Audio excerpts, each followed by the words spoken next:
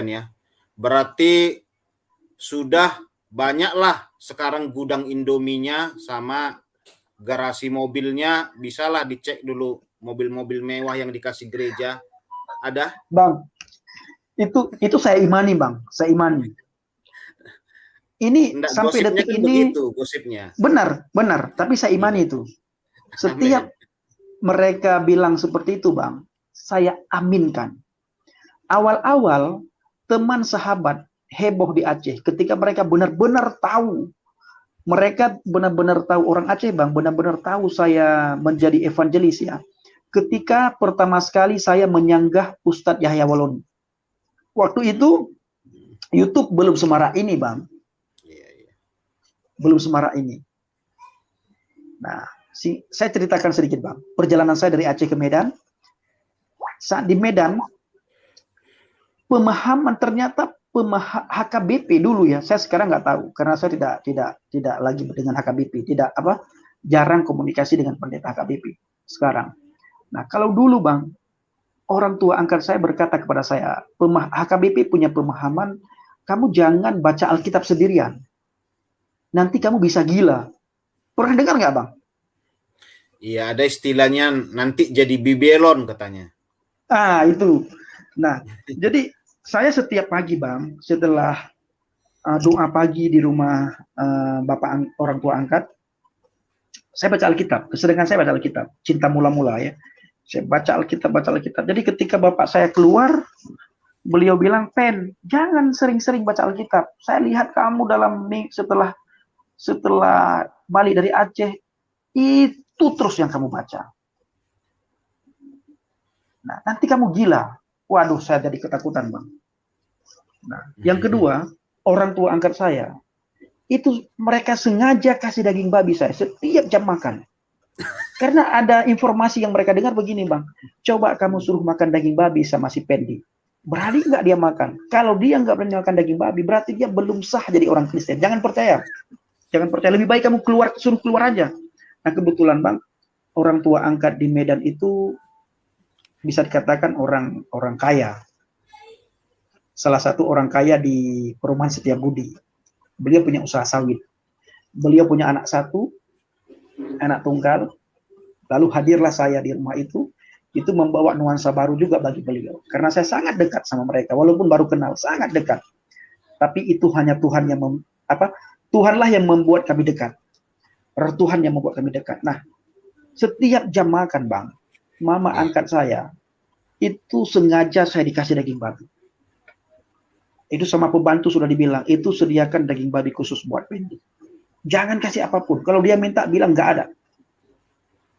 Tapi demi keselamatan, Bang, supaya mereka percaya bahwa saya ini benar-benar menjadi orang Kristen yang sejati, saya makan. Begitu saya makan, saya langsung keluar muntah, Bang. Muntah. Makan muntah sampai akhirnya saya putar otak, gimana caranya supaya saya tidak muntah lagi. Mereka tidak kasih lagi daging babi pada saya. Nah, jadi, Bang, sekali waktu mereka tidak sediakan daging babi ke saya. Karena lihat saya muntah terus. Sudah 2 hari makan daging babi, muntah terus. Hari ketiga tidak dikasih lagi. Saya tanya, Bang, "Mak, masih adanya daging babi kita?" "Ada di kulkas." "Kayaknya nggak dimasak, suruh masak sama dia." Saya suruh masak, Bang. Setelah dimasak, 1 mangkok saya bawa naik ke lantai 2, saya buang semuanya. Saya buang ke kloset itu. Lalu saya turun, saya bilang, "Enak sekali daging babi ini." "Enggak muntah lagi." "Enggak." Padahal semua saya buang, Bang. Nah, akhirnya hari keempat hari kelima tidak dikasih lagi daging babi. Karena mereka pikir saya sudah lulus ujian kan. Aduh, itu lucu sekali. Nah, akhirnya, Bang, karena saya nggak tahan ya, saya berdoa. Iman saya di sana tidak bertumbuh. Sama kayak saya itu. Saya pun pertama makan daging babi dulu ya. Muntah juga awalnya. Akhirnya saya dibawalah ke rumah makan Olah Kisat di Medan. Jalan Jamin Ginting kalau nggak salah itu ya. Jalan Jamin Ginting. Saya setelah masuk Kristen 5 tahun baru makan daging babi. Dan memang saya berbeda lah. Dulu saya nggak dipaksa juga sih, tapi dicurigai gitu. Nggak dipaksa juga makan babi gitu. Tapi akhirnya dibawalah ke sana setelah 5 tahun. Saya bilang gitu waktu itu kepada seorang hamba Tuhan, saya nggak makan babi, saya bilang gitu. Loh, udah Kristen harus makan babi lah. Kan kadang-kadang ada juga Kristen-Kristen apa ini kadang-kadang baginya kalau kita Kristen harus makan babi gitu ya. Iya. Saya diajak, nggak mau saya makan babi, saya itu apalah nasi Padang atau apa. Iya. 5 tahun kau jadi Kristen harus makan babi katanya. Dipaksalah saya waktu itu pergi ke apa itu rumah makan Ola Kisap. Memang puji Tuhan. Itulah pertama baru saya rasakan. Ternyata enak sekali. Enak. Tapi Bang, berarti saya bilang gini kan, kalau ada dari Muslim gitu ya, masuk Kristen, jangan dicoba yang lain selain panggang dulu. Panggang langsung cocok. Benar. Harus panggang dia. Waktu itu saya salah. Saya dikasih yang apa namanya itu. Pokoknya yang masak-masak itu. Saya nggak bisa. Nah, jadi tapi panggang langsung. Benar. Saya berdoa, Bang. Saya berdoa sama Tuhan. Tuhan, saya tidak tahan lagi di Medan ini. Dari segi ekonomi, Bang, saya sudah bisa dikatakan enak ya. Karena orang tua angkat itu kan orang kaya. Jadi semua kebutuhan itu tanpa saya minta mereka kasih. Nah, 2 hari sekali saya dikasih uang 200.000 untuk jajan segala macam.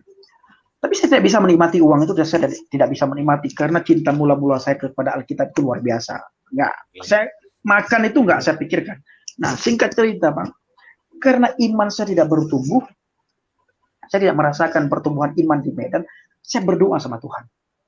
Tuhan tolong saya. Kirimkan satu orang penolong kepada saya supaya saya bisa memperdalam Alkitab. Ada orang yang mendidik saya tentang ketuhanan Yesus. Nah, habis itu Bang saya cantumkan nomor HP ya. Lalu ada orang yang ambil nomor HP saya dikasih ke semua pendeta. Tidak ada satu pendeta pun yang telepon saya, Bang. Nah, saya dengar kabar mereka tidak mau terima saya karena mereka tidak mau ambil risiko. Orang Aceh dipikir, nanti mereka bisa kena, takut. Gereja mereka dibakar atau mereka berpikir bahwa gereja mereka nanti akan diganggu. Nah, sehingga ada satu orang, Bang, dari Semarang, beliau telepon saya. Beliau bilang, apa benar nih Pak Pendi? Iya, saya bilang. Apa benar-benar ingin tahu belajar tentang kekristenan? Iya, saya bilang. Oke, tunggu seminggu lagi ya, katanya. Saya akan carikan tiket buat Bapak pergi ke Semarang. Saya bilang, Pak, kalau bisa jangan seminggu lagi.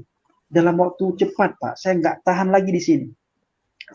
Nah, karena kalau saya baca Alkitab terus-terusan, dibilang saya bisa-bisa gila. Saya takut ini. Nah, akhirnya beliau bilang, ya sudah.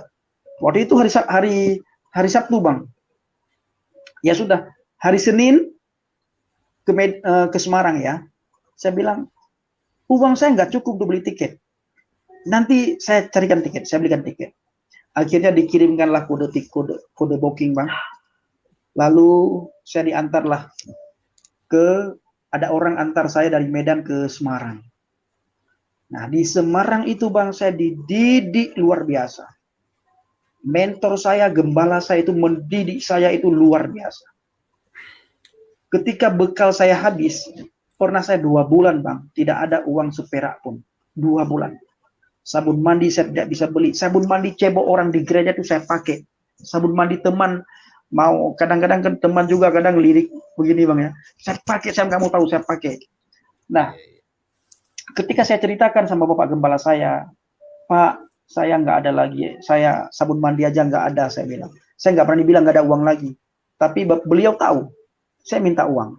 Nggak dikasih, Bang. Beliau bilang, Pen, kamu doa. Doa, Pen. Saya di sana, Bang. Begitu hari pertama saya datang, itu buku sama Alkitab, Bang, itu ditumpukan di depan saya. Ini baca, pelajari. Mana yang kamu tidak tahu, tanyakan sama saya. Tidak boleh berhubungan dengan orang Kristen di luar gedung gereja ini.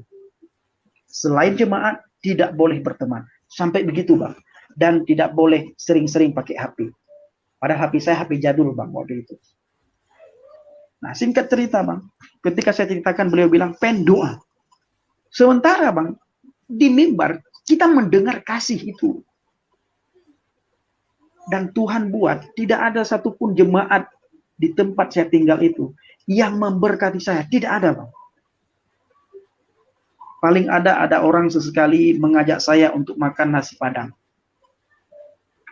Untuk memberkati tidak ada. Sampai saya kecewa sekali. Saya ingin kembali ya, istilahnya. Karena tidak sanggup lagi, Bang. Saya makan daging, saya makan tempe, makan tahu, telur, sarimi. Sekali waktu lewat 2 bulan, saya ada orang yang kasih uang kepada saya 100.000. Saya cepat-cepat ke pasar, saya nangis senang sekali dapat uang 100.000 waktu itu. Ada jemaat. Jemaat itu pun jemaat datang ya. Dia lihat saya, tidak tahu, tiba-tiba dia masukkan tangan ke kantongnya, dia kasih saya 100.000. Saya menangis, saya terima uang 100.000 itu, saya menangis, saya cepat-cepat ke pasar, saya beli ikan asin sebanyak-banyaknya supaya lama tahan lama. Saya makan ikan asin. Begitu dididik sama Bapak Gembala saya. Nah, saya berkata sama Tuhan, sudah tidak sanggup lagi, Tuhan saya tidak sanggup lagi. Ternyata kasih itu hanya di mimbar dan di dalam Alkitab. Saya ingin kembali Tuhan, saya nggak tahan Tuhan, saya nggak tahan. Nah, singkat cerita Bang, saya sudah sudah bulat pikiran saya, nekat saya untuk pulang. Walaupun nggak ada uang tiket, saya tetap pulang, saya bilang. Yang penting saya keluar dari gereja ini, saya nggak tahan lagi. Nah, akhirnya malam Bang, selesai doa, saya tidur, jam 2 pagi, saya mimpi. Jam 2 pagi saya mimpi, saya melihat keadaan dunia sekeliling saya itu gelapnya minta ampun. Dan tiba-tiba di langit, di atas itu muncul cahaya yang terang benderang. Setelah muncul cahaya yang terang benderang, tiba-tiba saya sudah seperti berada di lapangan, Bang. Berada di lapangan yang luas sekali dengan orang-orang di situ. Ada banyak orang di lapangan itu pakai baju putih. Nah, di luar terang itu, Bang, tidak jauh antara terang dan gelap. Di luar terang, tidak jauh, itu gelap sekali. Gelap sekali, gelap sekali. Nah, di dalam kegelapan itu saya mendengar suara teriakan, tolong, tolong. Antara satu dengan yang lain sepertinya saling bertabrakan. Saya mendengar suara jeritan, saya mendengar suara teriakan orang minta tolong. Setelah saya mendengar suara jeritan orang, mendengar teriakan orang minta tolong, saya mendengar suara teriakan orang menangis. Mereka ketakutan, tolong, tolong, tolong. Saya melihat keluarga saya di tengah-tengah terang yang sangat terang. Tidak ada satupun keluarga saya. Tidak ada. Saya lihat sekeliling, tidak ada. Saya menangis-nangis, tidak ada. Lalu tiba-tiba Bang, ada satu orang di dalam gelap itu ingin masuk ke dalam terang. Mereka panggil saya. Itu orang gereja, tapi saya tidak tahu siapa itu. Dia bilang, Om Pen, tolong saya. Kita ini satu gereja, kita satu Jumat. Tolong saya, Om Pen, tolong saya. Saya tidak bisa tolong, Bang. Saya sibuk mencari keluarga saya. Singkat cerita, Bang, saya mengadah lagi ke langit. Begitu saya lihat ke langit, tiba-tiba muncul gambar Yesus, Bang. Muncul wajah Yesus. Persis seperti gambar yang kita lihat. Muncul wajah Yesus yang bercahaya, yang sangat damai kita lihat. Begitu muncul, Bang, di dalam Yesus menggendong anak kecil. Dalam gendongannya itu ada anak kecil. Nah, semakin lama semakin dekat ke bumi, semakin lama semakin dekat. Lalu saya berkata kepada orang yang ada di dalam terang itu, saya bilang, saudaraku, lihat ke atas, Yesus Kristus mau turun ke bumi. Ayo kita sambut dia, kita mau dijemput. Seketika itu juga orang-orang yang ada di dalam terang itu melihat ke atas, langsung tepuk tangan, sorak haleluya. Haleluya, haleluya, kita mau dijemput, haleluya. Semua bersorak haleluya. Nah, singkat cerita, tiba-tiba saya terkejut dari tidur saya. Begitu terkejut, badan saya menggigil, Pak. Menggigil badan saya, lalu saya teriak. Teman-teman di pastori, mereka masuk ke kamar saya. Mereka melihat saya dalam keadaan menggigil, diambil selimut, 3 selimut, Bang, diambil. Masih juga badan saya menggigil. Diambil lagi satu selimut, masih juga menggigil. Lalu salah satu teman saya di pastori itu masuk ke ruang doa, ke ruang mesbah doa, mereka ambil gitar, bawa ke kamar. Mereka nyanyi, mereka angkat pujian. Aku mengasihi Engkau, Yesus, dengan segenap hatiku. Aku mengasihi Engkau, Yesus, dengan segenap jiwaku. Ku renungkan firman-Mu siang dan malam, ku pegang perintah-Mu dan ku lakukan. Engkau tahu ya Tuhan, tujuan hidupku hanyalah untuk menyenangkan hatimu. Haleluya. Jadi Bang, teman-teman angkat pujian itu, saya siuman ya, bisa dikatakan saya siuman, saya tidak lagi menggigil. Teman-teman bertanya, Om Pen, kenapa menggigil? Kenapa teriak-teriak? Saya ceritakan, saya bilang saya berdosa, saya harus minta ampun sama Tuhan. Ditanya kenapa? Saya ceritakan, saya sudah bungkus pakaian, sudah di dalam tas. Mereka lihat, nah mau kemana? Saya bilang saya mau pulang ke Aceh, saya mau kembali ke agama saya bilang.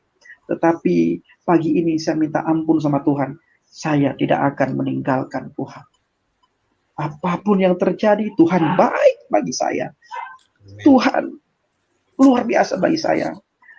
Saya percaya tidak lama kemudian Bapak Gembala saya datang ke gereja, saya ceritakan, beliau bilang, itu di dalam beliau mentafsirkan mimpi saya, beliau bilang, Pendi, kamu berada di dalam dekapan Tuhan. Jangan takut, jangan takut. Nah,